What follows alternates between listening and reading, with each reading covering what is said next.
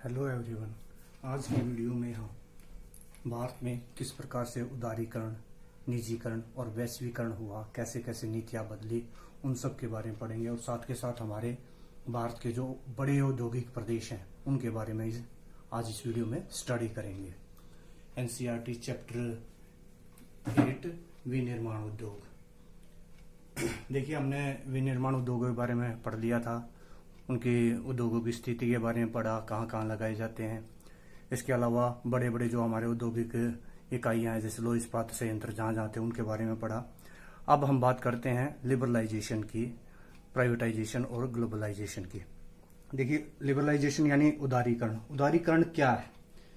देखो, आपने कभी सुना होगा आसपास किसी व्यक्ति को कहते कि ये बड़ा उदार है, लिबरल है।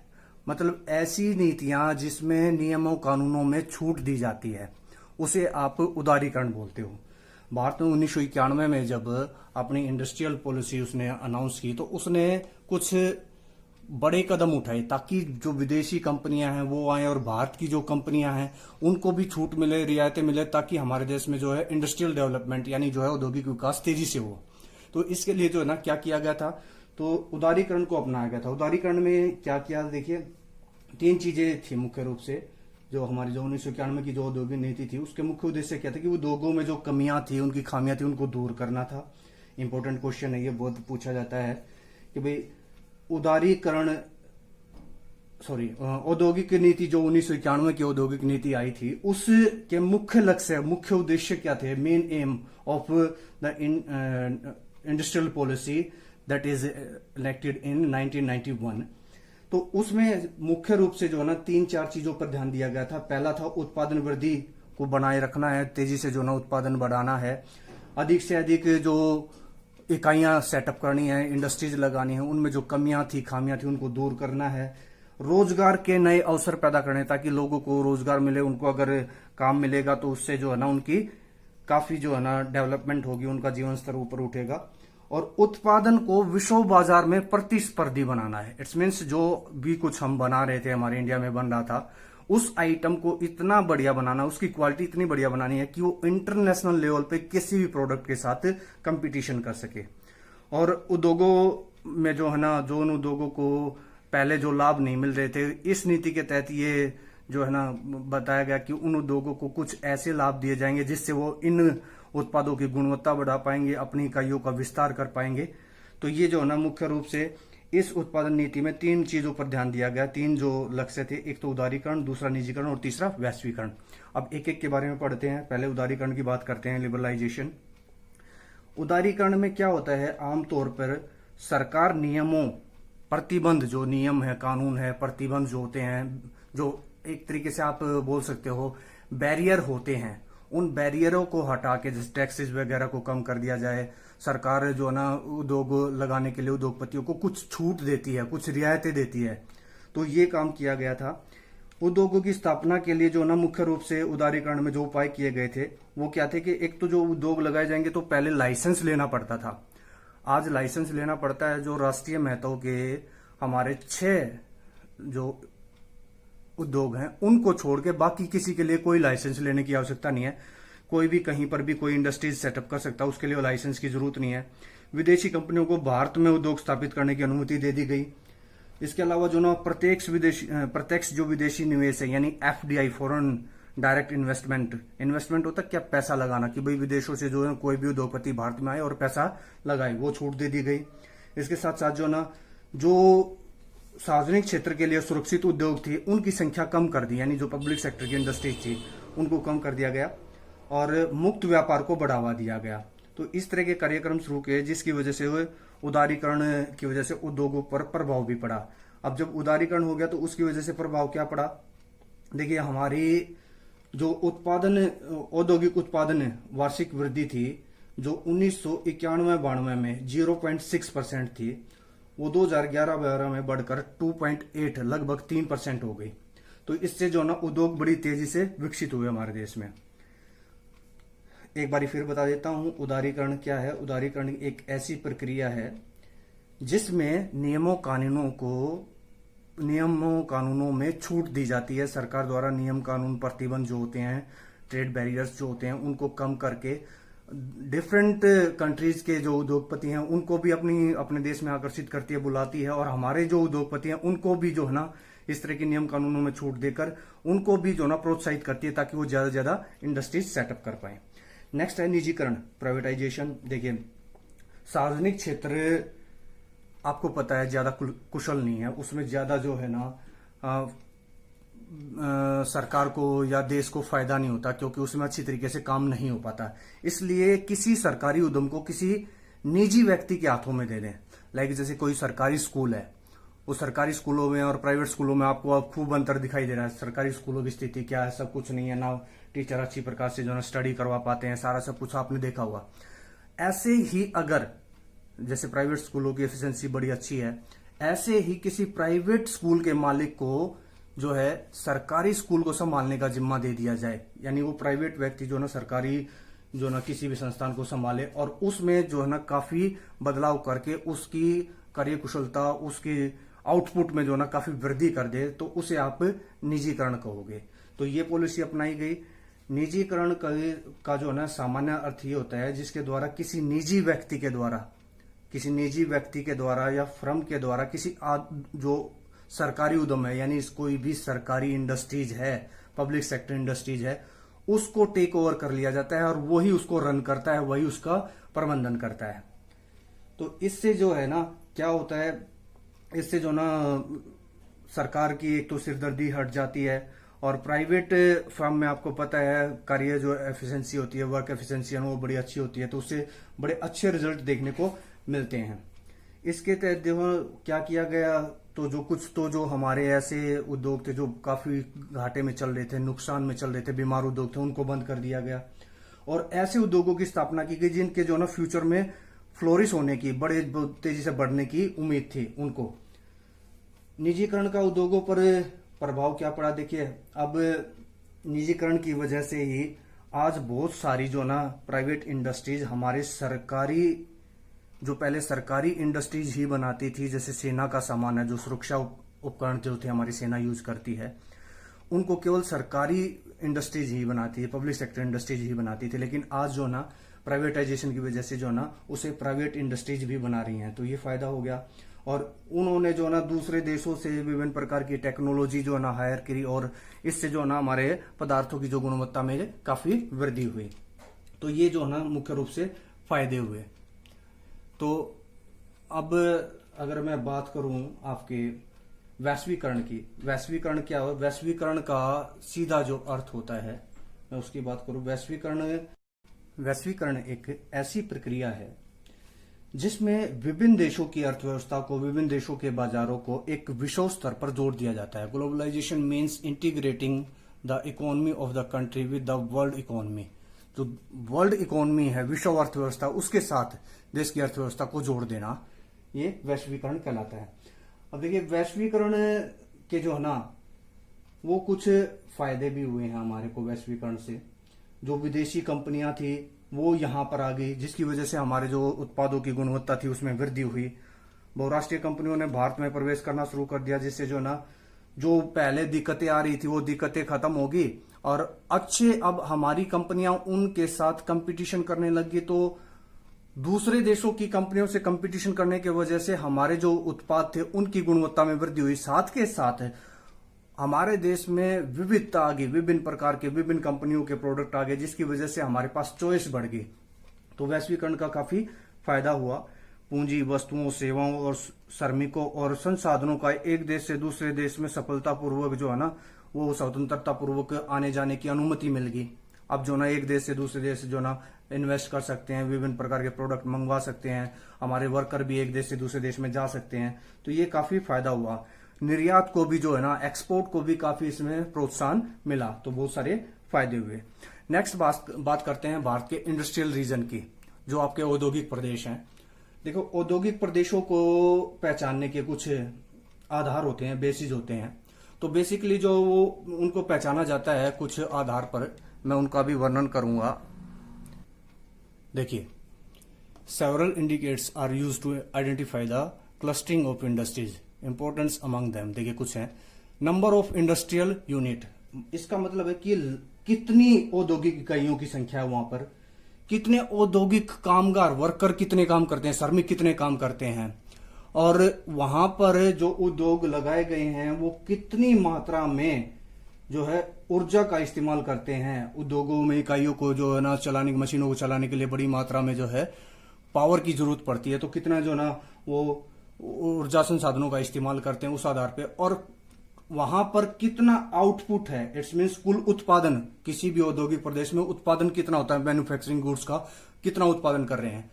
और सबसे लास्ट में जो है वैल्यू एडेड बाय मैन्युफैक्चरिंग की, कि वो कोई भी चीज बना रहे हैं विनिर्माण के द्वारा, वस्तुओं के मूल्य में परिवर्तन, यानी उन्होंने वस्तुओं की उपयोगिता को बढ़ाकर उसका मूल्य कितना बढ़ा दिया, कितना मूल्यवान उनको बना दिया है। ये सब चीजें हैं जिनके माध्यम से जो है ना ध्यान रखा जाता है कि कौन सा औद्योगिक प्रदेश कितना बड़ा है। तो चलिए अब भारत के मुख्य औद्योगिक प्रदेशों की बात करते हैं। भारत के मुख्य औद्योगिक प्रदेश, ये आपके भारत के मुख्य औद्योगिक प्रदेश हैं, मेजर इंडस्ट्रियल रीजन। 8 औद्योगिक प्रदेश हैं मुख्य रूप से। सबसे पहले जो है मुंबई पुणे औद्योगिक प्रदेश, दूसरा हुगली औद्योगिक प्रदेश, तीसरा बेंगलुरु तमिलनाडु जो है औद्योगिक प्रदेश, चौथा जो है आपका वो है गुजरात रीजन, यानी गुजरात का जो क्षेत्र है। 5वें नंबर पे छोटा नागपुर औद्योगिक प्रदेश है। 6ठे नंबर पे विशाखापट्टनम गंटूर औद्योगिक प्रदेश। 7वें नंबर पे जो है गुरुग्राम दिल्ली मेरठ क्षेत्र हो गया। और 8वां जो है वो कोलम त्रिवेंद्रपुरम औद्योगिक प्रदेश है। ठीक है, अब एक एक के बारे में स्टडी करते हैं। सबसे पहले हम स्टडी करेंगे मुंबई के बारे में। मुंबई पुणे औद्योगिक प्रदेश, ये आपका मैप दिया हुआ है मुख्य औद्योगिक प्रदेशों को दिखाते हुए।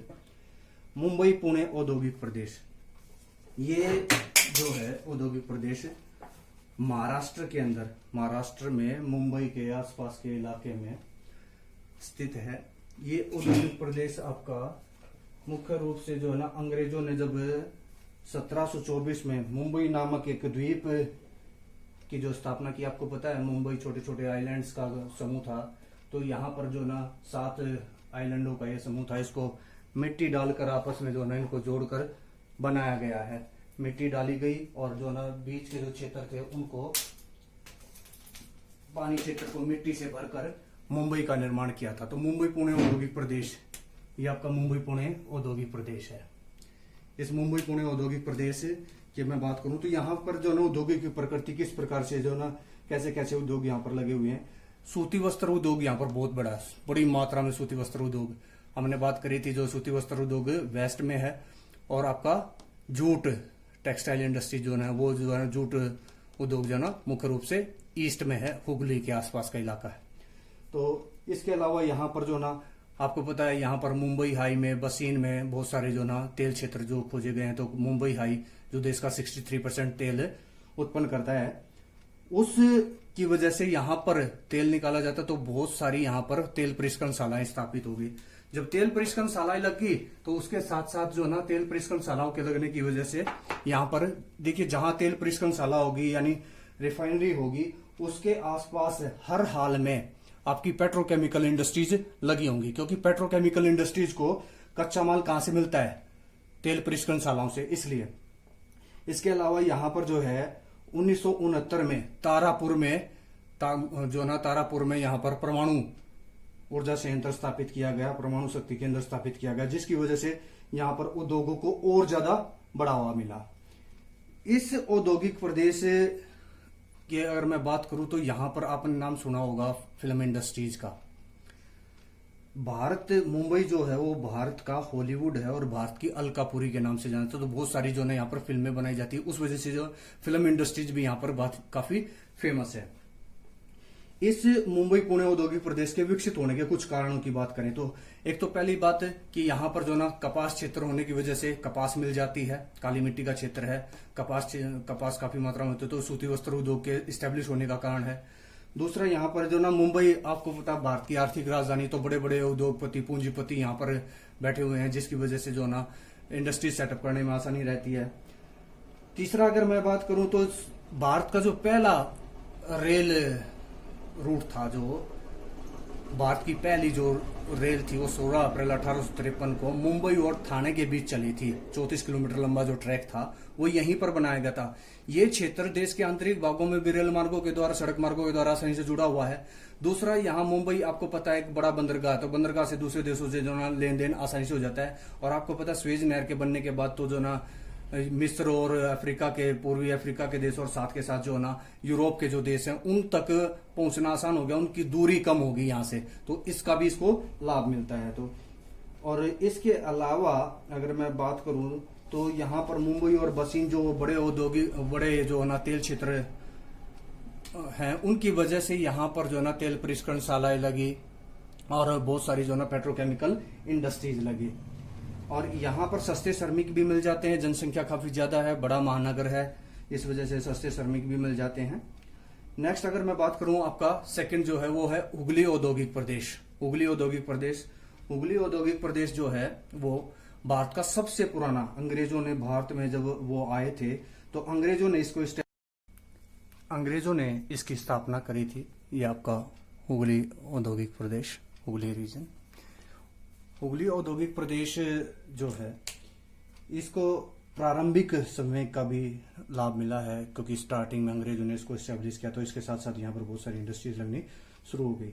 यहाँ पर अगर हम उद्योगों की प्रकृति की बात करें, नेचर ऑफ इंडस्ट्रीज, तो किस प्रकार के, एक सबसे बड़ी तो यहाँ पर पटसन इंडस्ट्रीज है। देश में बनी हुई पटसन की 90% जो वस्तुएं हैं उनका निर्माण इसी क्षेत्र में होता है।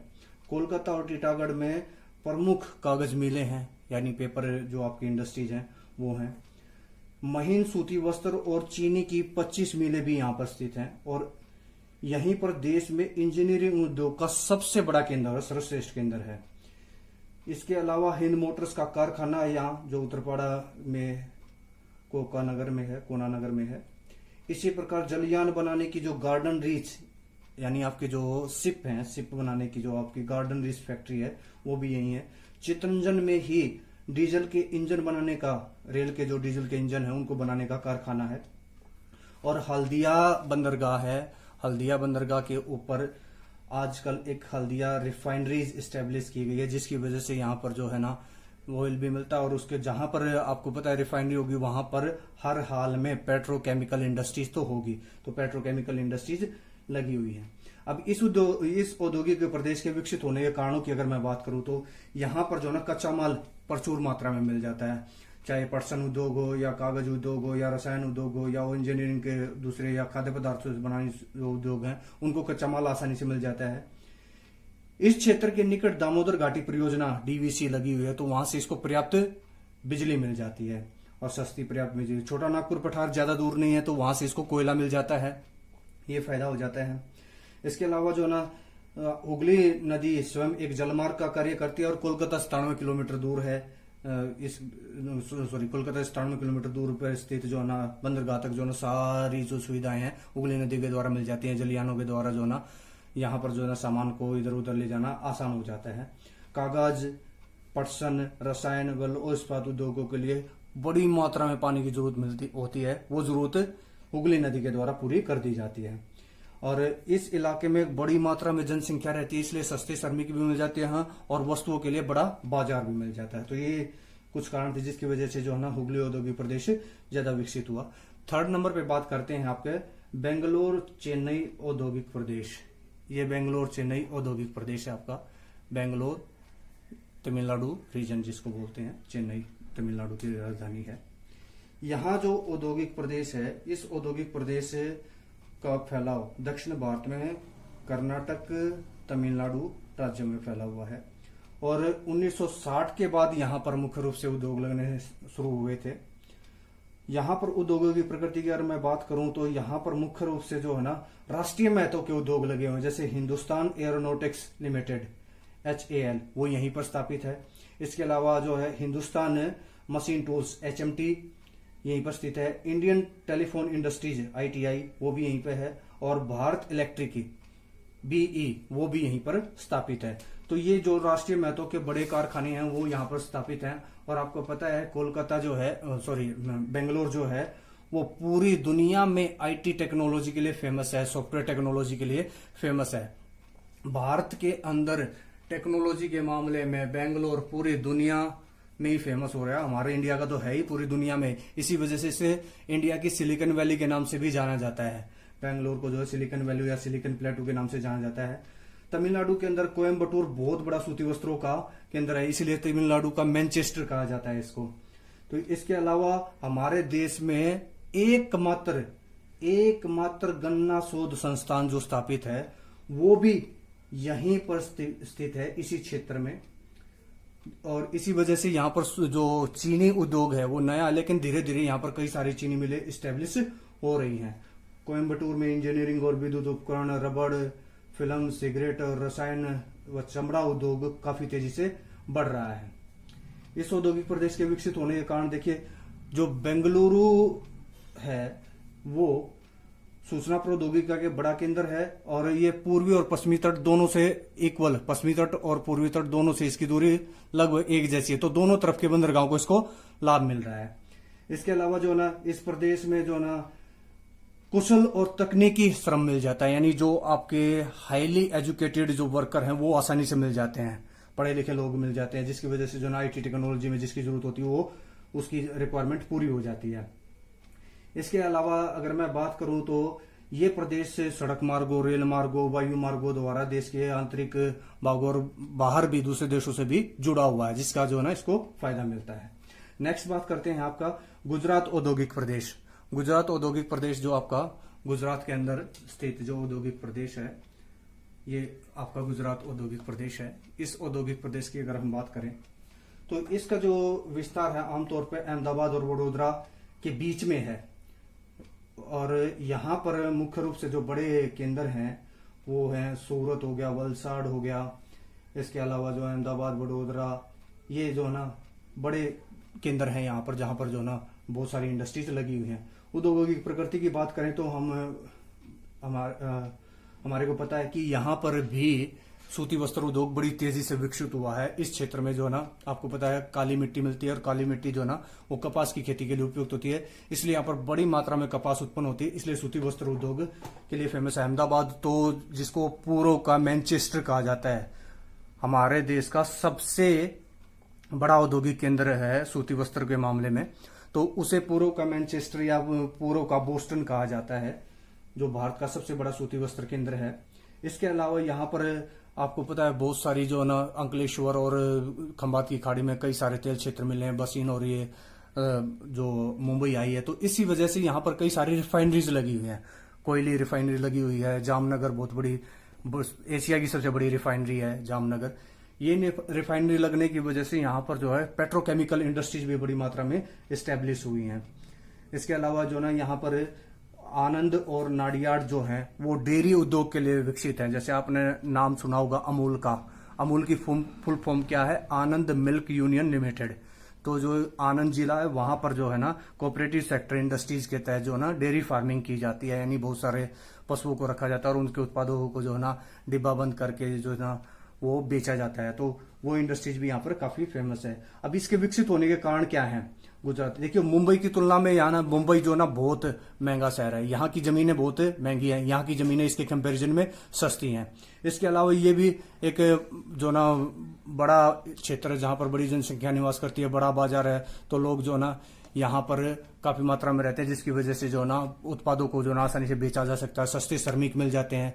ये देश के आंतरिक भागों से सड़क मार्गों, रेल मार्गों के द्वारा जुड़ा हुआ है। इसके अलावा जो ना बंदरगाहों की सुविधा मिल जाती है, इसको जो ना कांडला बंदरगाह की सुविधा मिल जाती है। इसके अलावा जो ना और छोटे छोटे गुजरात में जो बंदरगाह उनकी सुविधा मिल जाती है, तो देश विदेश में जो ना व्यापार करना आसान हो जाता है। नेक्स्ट बात करते हैं हम छोटा नागपुर औद्योगिक प्रदेश। छोटा नागपुर औद्योगिक प्रदेश ये भारत का वो इलाका है जो संसाधनों के मामले में सबसे धनी है।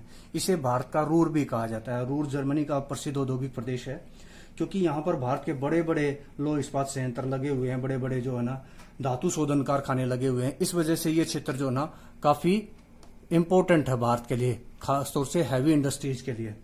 यहाँ पर जो है ना भारत, अगर हम बात करें भारत के जो बड़े कारखाने हैं, जैसे जमशेदपुर के अंदर है लौह इस्पात संयंत्र जिस टाटा आयरन स्टील कंपनी। इसके अलावा जो ना आपका राउरकेला के अंदर जो है लौह इस्पात संयंत्र है, राउरकेला जो उड़ीसा के अंदर है। पश्चिम बंगाल के अंदर जो है दुर्गापुर स्टील प्लांट, और बोकारो जो झारखंड के अंदर, ये बड़े बड़े औद्योगिक प्रदेश इसी के अंदर स्थित हैं। यहाँ पर चितरंजन जो देश का सबसे बड़ा डीजल और विद्युत के रेलवे इंजन, डीजल और विद्युत के रेलवे दोनों तरह के इंजन जो है ना बनाने का कारखाना है।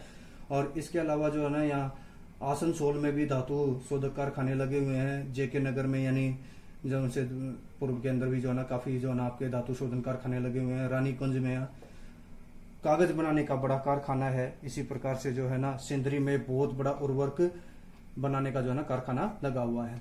इस औद्योगिक प्रदेश को जो है ना क्या क्या सुविधाएं मिली जिसकी वजह से ये विकसित हुआ, तो एक तो यहाँ पर जो है ना दामोदर घाटी और छोटा नागपुर पठार से जो है ना कोयला मिल जाता है आसानी से, सस्ता कोयला, और अच्छी किस्म का लोहा और दूसरे और खनिज यहाँ पर आसानी से मिल जाते हैं। इस क्षेत्र में काफी मात्रा में ये मिलते हैं। कागज उद्योग के लिए भी जो है ना आवश्यक कच्चा माल यहाँ पर मिल जाता है। कोलकाता बंदरगाह की सुविधा इसको जो है ना मिल जाती है, जिसकी वजह से ये काफी विकसित हुआ है।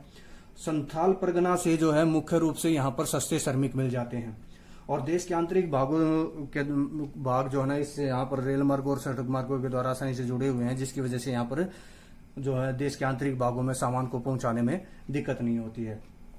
नेक्स्ट बात करते हैं हम विशाखापट्टनम गंटूर औद्योगिक प्रदेश की। विशाखापट्टनम गंटूर औद्योगिक प्रदेश, ये विशाखापट्टनम गंटूर औद्योगिक प्रदेश है। ये छठा औद्योगिक प्रदेश विशाखापट्टनम गंटूर औद्योगिक प्रदेश।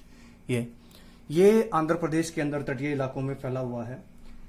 इस औद्योगिक प्रदेश में मुख्य रूप से जो है बड़े बड़े जो है ना बात करूं मैं 1941 में यहाँ पर सर्वश्रेष्ठ जलयान बनाने का यानी शिप बनाने का जो कारखाना लगा था, हिंदुस्तान शिपयार्ड लिमिटेड। और इसके अलावा यहाँ पर पेट्रोलियम उत्पादों को जो है ना दूसरे देशों से जो मंगवाया जाता है उनके लिए स्पेशल यहाँ पर रिफाइनरी लगी हुई है। तो उस रिफाइनरीज में जो ना तेल को रिफाइन किया जाता है, और साथ के साथ जो ना उस से जो कच्चा माल निकलता है पेट्रोकेमिकल इंडस्ट्रीज के लिए, वो भी यहाँ पर स्टेब्लिश हुई है। और भारत का पहला लौह इस्पात संयंत्र जो किसी बंदरगाह पर स्थापित किया गया था वो यहीं पर स्थापित किया गया था, विशाखापट्टनम के अंदर। वाइजाग या विजाग स्टील प्लांट जिसको बोलते हैं, वो देश का पहला बंदरगाह था, बंदरगाह पर स्थापित होने वाला लौह इस्पात संयंत्र था, वो भी यहीं पर है। इसके विकसित होने का मुख्य कारण विशाखापट्टनम और मछलीपट्टनम पत्तनों का होना है, जिसकी वजह से जो ना यहाँ पर सामान को दूसरे देशों से मंगवाना या देश के दूसरे भागों से भी मंगवाना आसान है।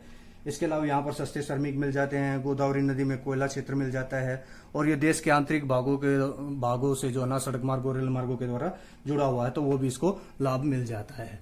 तो ये इस क्षेत्र के विकसित होने का कारण है। नेक्स्ट बात करते हैं हम गुड़गांव दिल्ली मेरठ औद्योगिक प्रदेश की, जो हमारे हरियाणा, दिल्ली और उत्तर प्रदेश के अंदर फैला हुआ है। एनसीआर का जो क्षेत्र है ये औद्योगिक प्रदेश। इस औद्योगिक प्रदेश की अगर मैं बात करूं तो यहाँ पर ये दो औद्योगिक पेटियां पाई जाती हैं। एक उत्तर प्रदेश में आगरा, मथुरा, गाजियाबाद, मेरठ, सहारनपुर के बीच है, और दूसरी दिल्ली तथा हरियाणा के गुड़गांव, फरीदाबाद, पानीपत और अंबाला में है। तो यहाँ पर उद्योग कैसे हैं? यहाँ पर भारी उद्योग नहीं लगे हुए हैं, हल्के उद्योग यहाँ पर स्थापित हुए हैं। हल्के और बाजार उन्मुख यानी ऐसी जो मार्केट ओरिएंटेड इंडस्ट्रीज हैं वो लगी हुई हैं, जैसे इलेक्ट्रॉनिक्स, इंजीनियरिंग और हल्के सामान, बिजली का सामान बनाने के उद्योग।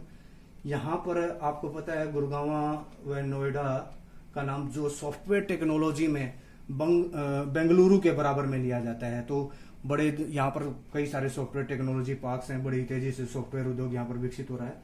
इसके अलावा आपको पता है मथुरा आगरा औद्योगिक प्रदेश जो है वो कांच और चमड़े के सामान के लिए जाना जाता है। मथुरा और पानीपत तेल रिफाइनरियों के लिए जाना जाता है। गुड़गांव में मारुति सुजुकी की जो है ना कार फैक्ट्री है, हीरो होंडा की बाइक की फैक्ट्री है, और आईडीपीएल एक दवाई बनाने वाली कंपनी है, वो भी इसी क्षेत्र में है। सहारनपुर और यमुनानगर कागज निर्माण के लिए, कागज पेपर मिल्स के लिए जाना जाता है, और अंबाला वैज्ञानिक उपकरणों के लिए फेमस है। नेक्स्ट है आपका लास्ट जो है आपका कोल्लम तिरुवनंतपुरम औद्योगिक प्रदेश। ये कोल्लम तिरुवनंतपुरम औद्योगिक प्रदेश, ये वाला जो केरल के अंदर है, ये छोटा औद्योगिक प्रदेश है। इस औद्योगिक प्रदेश का मुख्य विस्तार जो ना केरल राज्य के अंदर कोल्लम, अलपुजा, एर्नाकुलम और त्रिशूर जिलों में हुआ है। यहाँ पर जो उद्योग है वो मुख्य रूप से जो है वो कृषि आधारित उद्योग हैं, कृषि उत्पादों पर जो ना उनको कच्चा माल जो कृषि उत्पादों से मिलता है, जैसे कृषि उत्पादों के प्रसंस्करण के कारखाने और ऐसे उद्योग जो मार्केट ओरिएंटेड हैं वो यहाँ पर लगे हुए हैं। सूती वस्त्र उद्योग, चीनी, रबड़, माचिस उद्योग, कांच उद्योग, इसके अलावा कुछ रासायनिक उर्वरक और मछली आधारित उद्योग भी यहाँ पर स्थापित हुए हैं। यहाँ मुख्य रूप से जो ना कागज, नारियल रेशे और कुछ एल्यूमिनियम और सीमेंट को बनाने वाले कारखाने भी लगे हुए हैं। कोची में एक तेल परिष्करणशाला लगी है, जिसकी वजह से यहाँ पर जो ना पेट्रोकेमिकल इंडस्ट्रीज भी अब लगने लगी हैं। इस औद्योगिक प्रदेश के विकसित होने के कारण क्या है, उनकी बात करते हैं। इस प्रदेश में ऊर्जा संयंत्र, जो ऊर्जा संयंत्रों में उत्पन्न होने वाली ऊर्जा है उसका, यानी विद्युत का, इलेक्ट्रिसिटी का जो ना इस्तेमाल किया जाता है कारखानों में, क्योंकि यहाँ पर जो है ना कोयला कम मिलता है इस क्षेत्र में। कृषि तथा वन आधारित उद्योगों को कच्चा माल दक्षिण भारत से उपलब्ध हो जाता है, जिसकी वजह से यहाँ पर इस प्रकार के उद्योग लगे हुए हैं। तिरुवनंतपुरम जो है ना पतन से आयातित निर्यातित माल की सुविधा का लाभ लेता है और यहाँ पर कुशल और सस्ते श्रमिक मिल जाते हैं, जिसकी वजह से ये औद्योगिक प्रदेश विकसित हुआ है। तो ये थे आपके सारे औद्योगिक प्रदेश जो हमने पढ़े। आई होप आपको ये वीडियो अच्छी लगी होगी। अगर ये वीडियो आपको अच्छी लगी हो तो इसे लाइक, कमेंट और शेयर कर दें। Thank you.